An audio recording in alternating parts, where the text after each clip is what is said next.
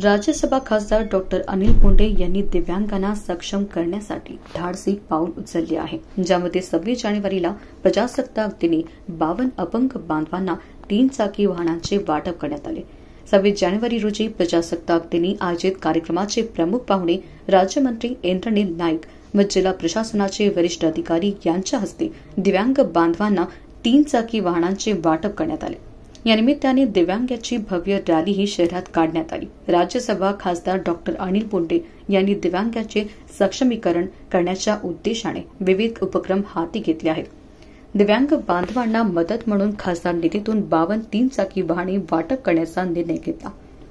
कार्यक्रमाचा शुभारंभ 26 जानेवारी रोजी सकाळी विभागीय क्रीडा संकुलात पार पडला, ज्यामध्ये प्रजासत्ताक दिनाचे प्रमुख पाहुणे राज्यमंत्री इंद्रनील नाईक, प्रभारी विभागीय आयुक्त तथा जिल्हाधिकारी सौरभ कटियार, जिल्हा परिषदच्या सीईओ संजिता महापात्रा, पोलीस आयुक्त नवीन चंद्र रेड्डी, पोलीस अधीक्षक विशाल आनंद, महापालिकेचे आयुक्त सचिन कलंत्री यांच्या हस्ते दिव्यांगांना 3 चाकी वाहने देण्यात आले। त्यानंतर शहरात दिव्यांगांची भव्य रॅली काढण्यात आली। विक्रम ढोके, अमरावती।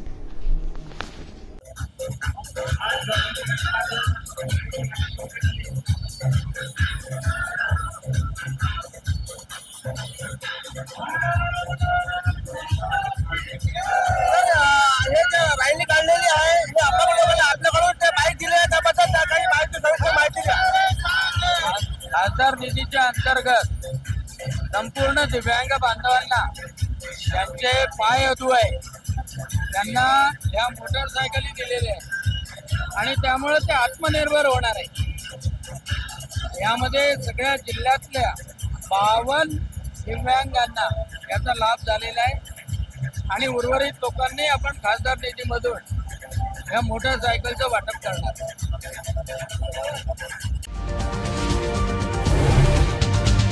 आजच महाराष्ट्र टुडे 24 न्यूजला सबस्क्राईब करा आणि सत्य परिस्थितीचा सविस्तर आढावा पहा।